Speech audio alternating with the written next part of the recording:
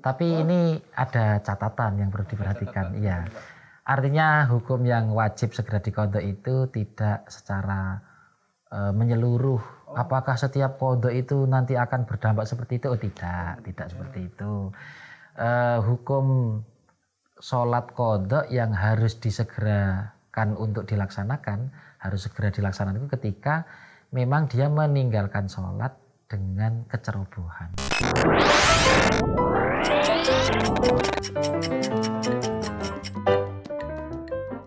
Oke, itu tadi. Lanjut saja ke pertanyaan selanjutnya, nggih. Pertanyaan selanjutnya dari @malisi_02. Min, hukumnya sholat qadha di waktu tahrim bagaimana? Waktu tahrim itu waktu yang kita sebenarnya tidak boleh sholat dalam waktu tersebut gitu ya. Tapi tadi kan pertanyaannya terkait dengan sholat qadha ya. Kalau dengan sholat qadha itu jadi gini, sholat qadha itu merupakan sholat yang harus segera kita laksanakan. Karena kan pada dasarnya kita itu kan diwajibkan sholat pada waktunya. Ada istilahnya.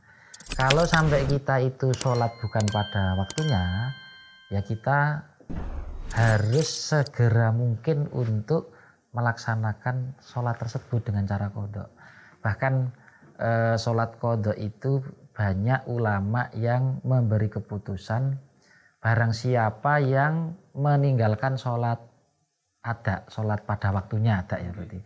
Kemudian dia sampai habis waktu ternyata dia belum melaksanakan, maka kewajiban yang nomor satu harus segera dilaksanakan itu adalah sholat qadha.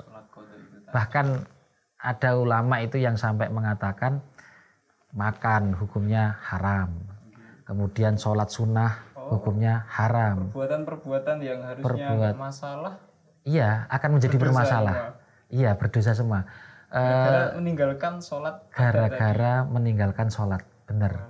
Sehingga istilahnya itu kalau di dalam ilmu fikih kita itu orang yang memiliki tanggungan hukum wajib untuk dilaksanakan, tetapi ternyata dia justru tidak melakukan yang wajib malah melakukan yang perbuatan sunnah atau mubah, itu ya akhirnya hukum yang sebenarnya mubah bisa menjadi haram.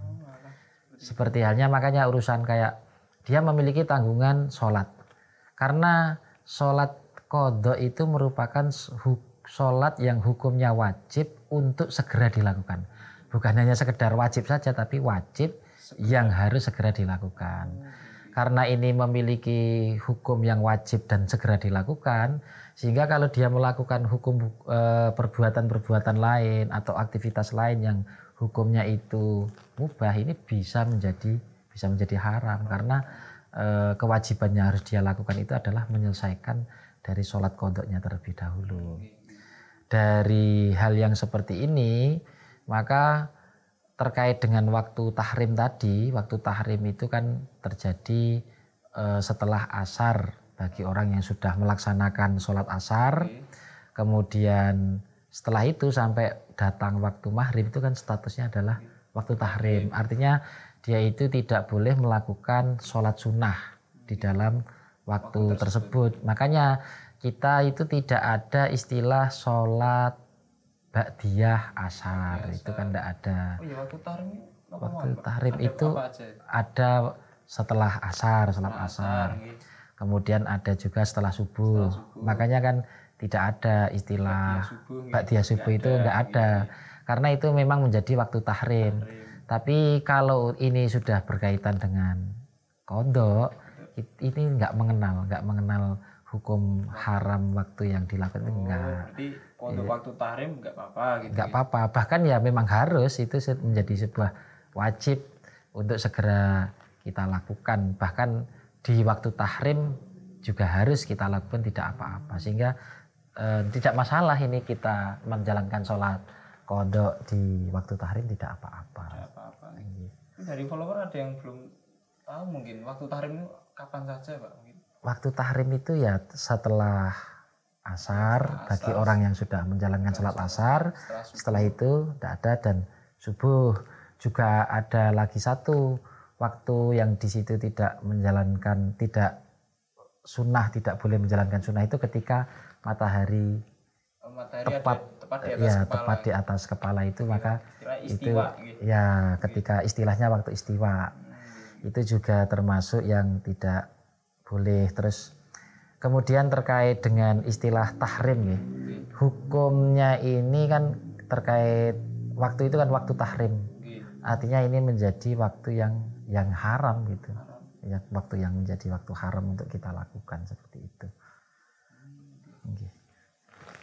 Berarti tetap ya memang seharusnya qada itu disegerakan. Iya, karena sebagaimana tadi, begitu sholat itu dia tidak dijalankan pada waktunya, maka seketika itu juga kita terkena hukum wajib qada secara segera, atau dalam bahasa kitabnya itu kan wajib yang fauri, itu dalam bahasa kitab. Tapi kalau kita terjemahkan ya berarti itu artinya wajib yang harus segera kita laksanakan, harus segera dituntaskan. Sehingga bahaya bagi orang yang semisal masih memiliki tanggungan sholat qada, tetapi dia itu justru malah santai-santai, tidak segera dilakukan. Ya, gambaran yang saya dapat itu ya ketika subuhnya qada gitu ya, subuhnya qada, bangun itu sarapan dulu, ke kamar mandi dulu.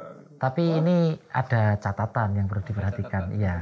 Artinya hukum yang wajib segera diqada itu tidak secara menyeluruh. Apakah setiap qada itu nanti akan berdampak seperti itu? Oh tidak seperti itu. Hukum sholat qada yang harus disegerakan untuk dilaksanakan, harus segera dilaksanakan itu ketika memang dia meninggalkan sholat dengan kecerobohan. Artinya dia itu aslinya bisa menjalankan waktu sholat di waktunya, tapi justru dia sengaja meninggalkan, atau mungkin dia main apalah, aktivitas apa sehingga dia justru memilih. Cowok kan biasanya main game sampai malam main kan, game ya. Mungkin main game terlalu asik, akhirnya dia waktu lupa itu mulai tidur. Kalau terkait yang tidur nanti ada hukum yang beda. Tidur beda ya? Kalau tidur itu beda karena statusnya orang yang tidur itu kan memang secara hukum tidak tertuntut, tidak tertaklif, itu tidak tertuntut, sehingga tidak termasuk kategori yang qada untuk segera dilaksanakan. Yang memang gitu ya memang dalam bentuk kecerobohan itu semisal dia itu dalam keadaan sadar kemudian dia itu lupa karena terlalu asik main game, dia sampai keluar waktu, atau dia melakukan aktivitas apalah semisal jalan-jalan lupa nggak sholat, main ke wisata nggak sholat, ini yang termasuk kategori ceroboh. Tapi untuk orang yang tidur di waktu sholat, tapi harus syaratnya itu harus memang seluruh waktu sholat memang dia tidur semua. Kalau semisal dia itu subuh dia tidur tapi 5:30 bangun, setelah bangun terus dia nanti aja lah sholatnya, nanti aja sebentar lagi 5 menit lagi, akhirnya kok ketiduran lagi, hilang waktunya, ini termasuk kategori yang ceroboh.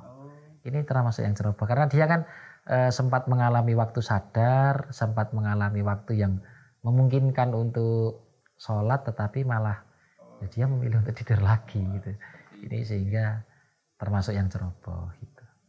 Jadi intinya qada di waktu tahrim tidak apa-apa. Tidak apa-apa, baik nanti yang qadanya itu tertuntut harus segera dilakukan, ataupun qada yang tidak harus segera dilakukan. Qada yang tidak harus segera dilakukan yaitu qada yang ditinggalkan, atau sholat-sholat yang ditinggalkan bukan karena kecerobohan. Salah satu bentuk kecerobohan ya kayak tadi itu, orang yang jelas-jelas itu sadar di dalam waktu sholat itu, tapi dia mungkin tersibukkan dengan sesuatu atau dia sengaja meninggalkannya, maka dia akan terkategori sebagai orang yang meninggalkan sholat dalam keadaan ceroboh, yang konsekuensinya harus segera qada secara segera dilaksanakan. Tapi untuk yang tidak ceroboh, semisal tidur mulai awal waktu sampai akhir waktu tidur itu tidak masalah seperti itu ya. Artinya tidak masalah itu ya tidak harus segera, tapi kalau kewajiban kodoknya ya tetap harus dikodok tanggungan, karena ibarat kata itu kan orang yang meninggalkan sholat itu seperti halnya orang yang memiliki hutang. Layaknya orang yang memiliki hutang itu kan ya sampai kapanpun ya itu akan menjadi hutang yang seharusnya kita bayar. Bedanya kalau mungkin hutang itu ya kita hutang uang kepada manusia, artinya kan dalam bentuk tanggungan kepada manusia. Tapi kalau sholat ini tanggungan kita kepada Allah, ini urusannya kepada Tuhan, kepada Allah, sehingga apalagi yang tanggungan kepada manusia saja harus kita selesaikan kan namanya tanggungan, apalagi ini tanggungan kepada Sang Pencipta, kepada Allah ya harus. Cuman tadi itu ada yang harus segera dilakukan, ada yang mungkin boleh agak ditunda-tunda, diberi kelonggaran istilahnya seperti itu. Oke, lanjut pertanyaan selanjutnya dari siapa ini? @fitria_17. Bolehkah membaca surat pendek pada rakaat 3 dan 4? Wah ini, yang ini juga sering nih Pak. Jadi gini, sebenarnya kalau terkait dengan membaca surat pendek itu kan setelah Fatihah terus baca surat gitu ya. Sebenarnya gini, kalau yang terlaku di kalangan kita ini memang kita itu yang kita laksanakan kan hanya di rakaat 1, 2. Untuk rakaat 3 dan 4 itu kan tidak ada yang menjalankan. Tetapi pada dasarnya melakukan atau membaca surat pendek pada rakaat ketiga dan keempat itu ada yang menyatakan sunnah. Itu bahkan juga ada di dalam pendapatnya Imam Asy-Syafi'i, yaitu qaul qadim Imam Asy-Syafi'i.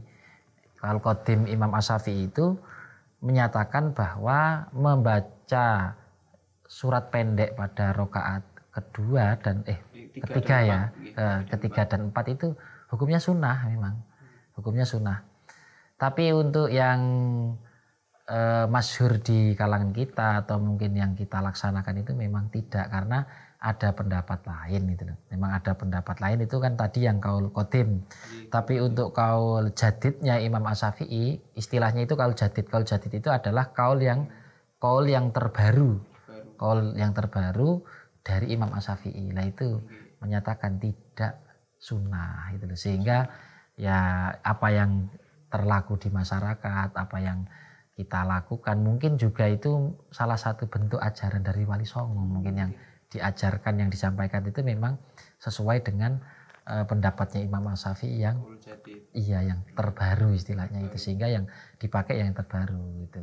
Kalau ditanyakan apakah sunnah atau tidak, ada enggak pendapatnya, ya sebenarnya ada saja, ada. Nyatanya qaul Imam Asy-Syafi'i yang qaul qadim itu kan juga menyatakan sunnah gitu, sunnah untuk dilakukan. Tapi sebaiknya ya, karena ada qaul yang terbaru, ada pendapat yang jadid istilahnya yang terbaru dari Imam Asy-Syafi'i, ya kita menjalankan sebagaimana yang sudah berlaku saja gitu. Juga para ulama kan mengajarkannya juga seperti itu. Ini mungkin hanya bisa ya sebagai wawasan tambahan kita gitu ya. Atau mungkin kalau semisal kita itu ingin membaca surat semisal ya, sebagai lu, tapi saya kan semisal ada orang, semisal ada orang itu protes, tapi saya ingin membaca Al-Quran di dalam sholat dengan banyak ini, bagaimana? Ya tinggal mungkin semangat ya kan, ya ditaruh aja di rakaat 1 dan rakaat yang kedua, karena kan membaca surat pendek itu kan nggak harus satu boleh, 2 boleh, atau mungkin baca yang panjang kayak surat Yasin semisal, ya tidak apa-apa. Kalau mungkin saya itu pengen baca surat yang lama ini di dalam sholat, meniru Imam Syafi'i itu semalam sekali bisa mungkin di dalam satu sholat dia baca Yasin, baca Baqarah, asalkan hafal juga enggak apa-apa kan. Bisa apa enggak? Iya, kalau mungkin lagi semangat. Tapi kalau semisal dia tidak mau ya kulhu saja enggak apa-apa. kulhu saja juga ada Harusnya, apa-apa. apa ya, membaca surat di rakaat 34 nih ya. Saya pribadi pun kadang mungkin ya ketika sholat kan saya belum bisa khusyuk ya. Jadi kadang tanpa sengaja setelah Fatihah Baca. surat, gitu. Oh iya. Refleks begitu. Refleks seperti ya. Kalau memang sudah terlanjur gitu ya, ini tidak apa-apa. Tidak apa-apa, kan, Tapi Pak. kalau mungkin dalam keadaan kita itu memang benar-benar sadar, Gitu. kita ingat ya, kita jalankan sebagaimana yang sudah berlaku di masyarakat kita. Semisal kalau mau nambah bacaan Al-Quran yang banyak, ya ditaruh saja di rakaat 1 dan rakaat 2. Monggo bisa ditambah Yasin atau mungkin Waqiah atau surat-surat yang lain, tidak apa-apa. Kan tidak ada larangan harus satu, semisal nggak ada larangan untuk lebih dari satu surat kan enggak. Boleh lebih, boleh 1 surat, boleh 2 surat, boleh 3 surat, tidak apa-apa. Kurang lebih seperti itu ya. Itu tidak apa-apa. Maksudnya kalau memang ada orang yang membaca di rakaat 34 itu nggak bisa disalahkan gitu ya. Iya, cuman ya Baiknya tadi, alangkah baiknya sebagaimana tadi itu. Cuman yang sudah diajarkan. iya, kalau semisal langkah kita, kalau kita itu melihat ada orang sholat semisal, loh dia kok rakaat 2 dan rakaat 3 dan 4 kok membaca surat pendek, ya jangan kita salah-salahkan gitu, jangan. Tapi ya kita beri arahan saja, sebaiknya di wawasan sebagai keterangan tadi itu, seperti itu. Ya, pertanyaan tadi sepertinya sudah menutup perjumpaan kita pada kesempatan kali ini, nggih. Terima kasih kepada Bapak Syarif Subhan, nggih. Sama-sama. Benda menyempatkan waktunya, nggih. Alhamdulillah. Waktunya dari follower. Mungkin lain kesempatan kita bisa menghadirkan beliau lagi. Bisa nanti. Bisa, nggih, Pak, nggih? Bisa nanti kalau ada beberapa pertanyaan yang sudah terkumpul, nanti bisa diskusi kembali. Ya, sebelum kita menutup perjumpaan pada kesempatan kali ini, kami tidak bosan-bosan mengingatkan kepada segenap pemirsa bahwa kami mempersilahkan bagi teman-teman yang mungkin punya keresahan, keluhan mungkin seputar hukum fikih atau tentang konsekuensi kebudayaan atau mungkin fikih wanita atau semacamnya, kami persilahkan bagi teman-teman untuk menanyakannya di kolom komentar kami atau mungkin juga bisa di DM Instagram @limproduction. Ya, sekian dulu perjumpaan kita pada kesempatan kali ini. Jangan lupa like, comment, and subscribe channel YouTube Lim Production. Sekian, wassalamualaikum warahmatullahi wabarakatuh. Waalaikumsalam warahmatullahi wabarakatuh.